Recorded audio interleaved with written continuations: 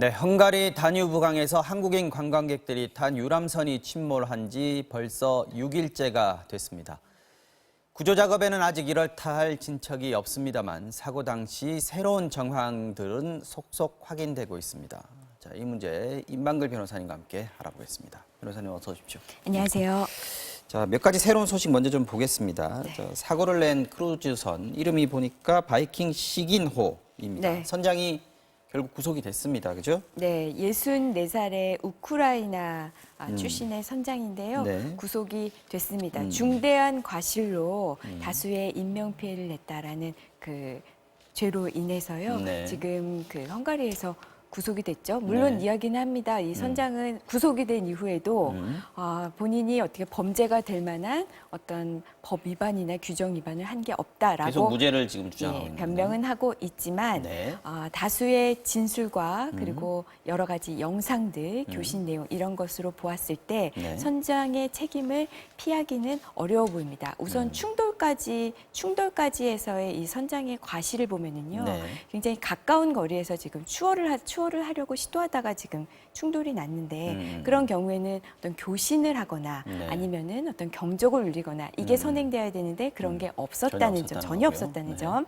그리고 이렇게 하지 않은 데는 혹시 이 자동 식별 장치라고 이 주변에 있는 배의 위치라든지 배가 가는 방향 이런 걸 알 수 있는 그런 그 장치를 아예 안 본 게 아니냐. 네. 이 두 가지 중에 하나만 해당돼도 굉장히 큰 과실이라고 할 수 있겠죠. 그래서 중대 과실이다라고 네. 얘기했고 다수의 인명을 해쳤다 이렇게 네. 된 거군요. 자, 새로 영상이 어제 주말 사이에 공개가 됐습니다. 화질이 조금 떨어지긴 한데 사고 상황을 조금 더 명확하게 보여주더군요. 지금 화면에 나오고 있습니다. 네.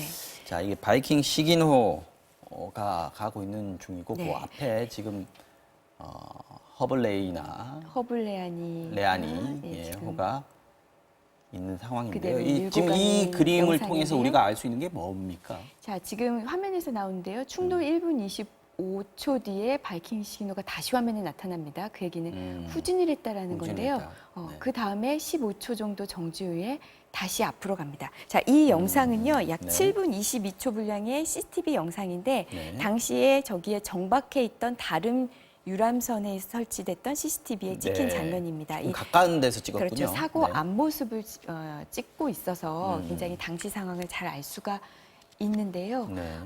저 영상을 보면 우선 이 허블라이니호가 이제 앞에 있는데 네. 이 바이킹 시기는 그러니까 큰 배가 갑자기 이 다리 근처 지금 영상에 보이는 다리 근처에서 갑자기 오른쪽으로 틉니다. 틀면서 이 허블라이니호의 이 좌연 후미를 들이받으면서 그러네요. 그대로 밀고 나가는 그런 모습을 볼 수가 있는데요. 네. 여기서 중요한 건 자, 제가 다시 후진했다라는 모습을 보여드렸는데 지금 후진하고 있는 거예요. 그렇죠. 네. 뭔가 이상함을 느끼고 다시 후진을 한 겁니다. 충돌을 좀 감지했다. 그렇죠. 예, 이렇게 충돌 보는 이후에 건데. 저 지금 이 가해 크루즈선에 있는 그 승무원들이 막 분주하게 뛰어다니면서 또 이제 구명조끼 이렇게 두 개를 던지는 예. 그런 모습도 나오거든요. 그러니까 어쨌든 사고를 인지하고 후진을 했는데 후진을 해서 잠시 머무른 다음에 네. 그냥 갔다라는 그러니까 거예요. 이때 멈췄으면 다른 사람들이 이제 떨어져 있는 그 탑승객들이 있지 않았겠습니까? 그럼 그 그렇죠. 사람들에게 계속 구호 조치를 했어야 되는데 그렇죠. 왜 바로 보조 치를 갔을까? 하거나 이 또 하나는 아니면은 뭐 해경에 신고를 하거나 해야 될 텐데 이 신고도 다른 유람선에 있는 선원이 이 사고가 발생한 지 10분 후에 신고를 했다라는 거예요. 그러니까 사고를 인지를 했고 아까까지 말씀드린 과실은 충돌까지의 과실을 말씀드렸다면 네. 이거는 충돌 이후에 이후에, 네. 전혀 어떤 구조 조치도 하지 않았고 하다못해 신고도 하지 않고 우리가 흔히 말하는 뺑소니, 그래서 이게 그냥 뺑소니다. 도주한 상황이다. 네. 이런 지금 영상이 공개가 됐습니다. 난폭 운전을 한 거 아니냐 이런 얘기들도 있습니다. 예, 그건 이제 앞서 말씀드린 건데요. 이제 그렇게 지금 저 강에는 굉장히 많은 유람선이 다니고 있고요. 그러면은 이제 충돌의 위험 뭐 이런 게 있다고 한다면은 네. 아까 말씀드린 대로 사전에 교신을 하거나 아. 아니면 경적을 울리거나 그렇죠. 뭔가 이런 거 했는데 그런 거 전혀 없이 그냥 추월을 하다가 충돌을 한 상황이에요. 추돌을 큰 한 배니까 상황이라서 사실 못 볼 수도 있긴 하지만 그러나 어쨌든 감지가 되거나 뭐 했으면 그렇죠. 교신을 했어야 되는 게 이 당연한 난폭 운전 거죠. 이야기가 나올 수밖에 없는 게 네. 저 강에는 수많은 유람선이 다니고 있고요. 또 지금 언론에 보도된 거 보면은 네. 최근에는 저렇게 대형 크루즈들이 이제 들어오기 시작했다는 거예요. 경쟁 때문에. 그러면 크고 작은 배들이 지금 굉장히 날씨도 안 좋았고요. 네. 지금 그리고 다 비슷한 길로 다닙니다. 그렇다고 한다면은 충돌의 가능성이 굉장히 높은데도 그런 거를 제대로 보지 않고 주의 의문을 태만하고 추돌로 과실 피하기가 좀 어렵겠죠. 자, 근데 어저께 MBC 보도에서 나온 것이 이게 사고 시간이 밤이 9시 정도였어요. 네. 어두웠고 이제 사고가 나서 사람들이 물 위로 떨어졌으면 구조 헬기, 조명이 달려 있는 구조 헬기를 좀 보내야 되는 거 아니냐라고 요청을 했는데 헝가리 경찰에서 안 된다라고 묵살을 했다고 하던데요. 그렇죠. 이제 유람선들이 이런 사고, 다른 유람선들입니다. 다른 유람선들이 이제 사고를 인지하고 해경에 여러 가지 교신을 한 거예요. 사람들이 떨어졌다, 네. 빠져 있다 이런 걸 이야기를 하면서 어느 유람선에 있는 한 선원이 이거 헬기를 보내달라. 특히 이제 야간에도 보이게 하는 그 헬기를 띄워달라라고 했는데 네. 결국은 뜨지 못했어요. 네. 여기에 대해서 이제 헝가리 측에서는 날씨가 너무 안 좋아서 뜨지 못했다라고는 이야기를 하고 있지만 이제 후속으로 보도되는 거에 의하면은 뜰 수 있는 헬기가 있다라는 거예요. 그래서 네. 헝가리 해경에서는 최근에 그런 헬기를 도입했다라고 대대적으로 선전도 하고 했다고 해서 그런 걸 본다면은 뭐 저희가 정확한 사정은 알 수 없지만 그런 가능한 헬기가 있다고 하는데 결국에는 그거를 헬기를 띄워주지 못했다는 점에서 헬기를 띄워주지 않았다는 점에서 굉장히 좀 안타깝고 아쉬운 점이 있죠. 사실 밤에 이제 물결이 이렇게 비치는 상황에서 조명만 좀 제대로 때려줘도 네. 거기에서 좀 떠 있는 사람들을 좀 빨리 발견할 수 있지 않았을까 이런 게 정말 안타까운 부분들 아니겠습니까? 그렇죠.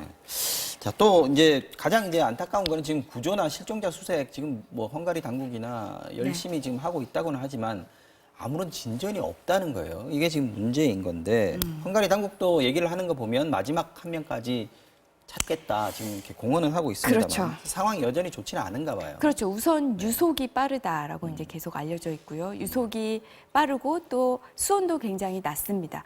결국에는 잠수사가 들어가서 안을 수색을 해야 되는데 네. 뭐 당장 10cm 앞도 안 보인다고 하는 그런 상황이었으니까 실질적으로 잠수사 투입은 사실상 굉장히 어려운 상황이었고요. 그래서 지금 헝가리 측에서는 그러면 선체를 먼저 인양하자라는 이야기가 나왔는데 네. 이 가라앉은 이 피해 선박이 굉장히 노후된 선박이에요. 70년 된 선박에 목재로 만들어진 것이고요. 올리다가 파손될 가능성이 그렇죠. 있죠. 올리다가 파손되고 또 그 과정에서 뭐 유실될 가능성도 있고요. 그렇기 때문에 이제 우리나라는 최소한 인양을 하기 전에 잠수사가 먼저 들어가서 먼저 확인을 하는 작업을 거쳤으면 좋겠다라는 이제 의견을 표명했다고 하고요.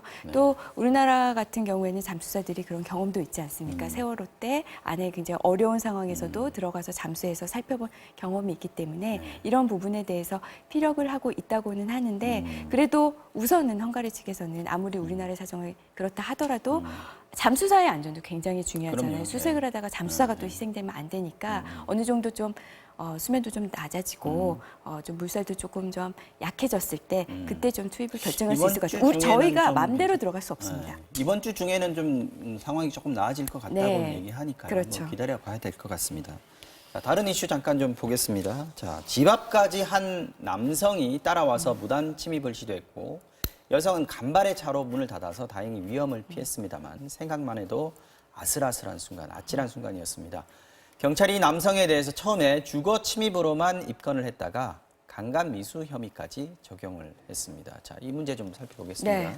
변호사님도 이제 CCTV 보셨을 텐데 네, 맞습니다. 경찰이 처음에는 주거 침입으로만 했다가 이번에 강간 미수라는 부분을 추가를 했단 말이죠. 그 이유는 네. 뭡니까?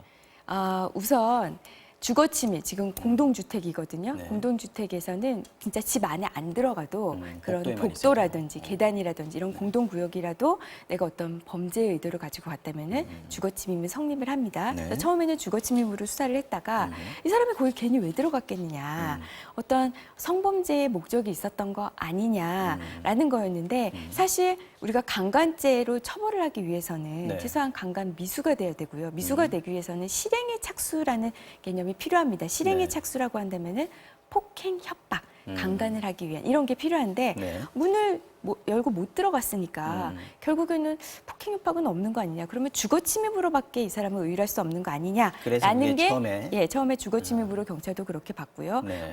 그렇게 이제 법조인들도 강간까지는 어렵다라고 봤는데 알고 봤더니 이 남성이 이 문 앞에서 네. 한 10여 분간 어허. 이 문을 열어라. 네. 라면서 어떤 말과 행동으로 이 여성을 협박했다라는 거고요. 이 여성 역시 그로 인한 공포심을 느꼈다는 겁니다. 그렇죠. 문 두드리기도 하고요, 지금. 네. 그래서 이 부분에 대해서 주거 침입을 한 사람이 강간까지 하면은 우리 성폭력처벌특례법상 주거 침입 강간죄가 돼서요. 특수강간입니다. 그래서 아하, 굉장히 네. 중형에 처해지거든요. 그래서 이 죄로 의유를 했는데 네. 영장을 신청했는데 법원에서 받아들여졌어요. 그래서 이 부분도 사실 좀 아주 논란이 없는 것은 아닙니다. 왜냐하면 네. 어쨌든 이게 이 사람이 정말 강간을 위해서 했다라는 게 정말 의심의 여지 없이 입증이 돼야 되거든요. 의도에 합리적인 대한 의심 입증 없이. 이게 어려운 부분이긴 합니다. 그렇죠. 네. 근데 지금 언론에서 보도되는 거에 의하면 이 사람이 과거에도 어떤 성범죄에 네. 어떤 전과가 있다. 성추행으로 인해서 강제추행으로 벌금형을 선고받은 적이 있다. 이제 이런 부분은 하나 나옵니다. 한 차례. 아, 그래서 그래요? 이 네. 사람이 지금 자기는 술에 취해서 기억이 안 난다. 제가 왜 그런 행동을 했는지 기억이 안 난다라고 하지만은 네. 이제 수사기관에서는 어느 정도 이 사람의 과거의 그런 전과 이런 것을 고려해서 이 사람의 범행의 의도를 이제 입증을 하고 영장을 발부받는 것으로 보이는데요. 그래도 법정에서는 실제 만약에 기소가 돼서 법원의 재판을 받을 때는 이 부분에 대해서 많이 다퉈질 것으로 보입니다. 그렇겠네요. 네. 자, 그럼 가장 근본적인 문제요. 그저 자기 집에 가는 길인데 여성의 입장에서 봤을 때는요. 네. 근데 전혀 모르는 누군가가 따라왔고 그리고 큰일 날 뻔했다. 네. 이거 정말 불안한 일이에요. 만약에 그렇죠. 남성들은 사실 좀 느끼지 못하는 부분일 수도 있겠습니다. 이 네. 부분에 대해서 어떤 식으로 이렇게 막아야 되는 건지 너무 불안하지 않습니까? 그래서 이제 많은 분들이 뭐 스토킹 얘기도 하시고 네. 지금 뭐 우리 국회에서도 이 스토킹을 처벌하는 그런 법에 의해서 제정안이 몇 개 이제 계류 중에 있습니다. 하지만 아니, 그러니까 그 스토킹 범죄 뭐 예방 방지법, 스토킹 방지법 이거 발의한다는 얘기는 오래전부터 들었는데 근데 설사 아직까지 처리가 안 된 거죠. 그게 통과가 된다 해도 이 건하고는 조금 여기에 의뢰하기는 어렵습니다. 그렇습니까? 왜냐하면 네. 이 스토킹 처벌하는 거의 전제가 지속적인 괴롭힘입니다. 뭔가 지속적으로 따라다니거나. 근데 지금 이번 사건 같은 경우는 만약에 일회성이었다라고 한다면은 이 법을 적용하기도 어렵죠. 그럼 어떻게 해야 됩니까? 이런 상황에 대해서는 아까 말씀 나왔던 주거 침입 내지는 뭐 강간 미수 이번 같은 경우에는 다행히 CCTV가 남아 있어서 이 사람에게 의유를 할 수 있겠습니다만 네. 이런 경우를 당하는 여성들은 굉장히 많지 않습니까? 그렇죠. 근데 이게 이 부분이 참 어느 쪽으로 이게 이제 범죄가 발생하기 전에 예방해야 되는 측면인데 네. 그래서 이거를 어떤 법으로 뭐 처벌하는 규정을 뭐 만들고 이러기보다는 네. 그냥 사회 안전망을 만드는 방법 사회 외에는 이거는 범죄를 예방하는 차원의 문제이기 때문에 좀 그런 점에서 어려움이 좀 있습니다.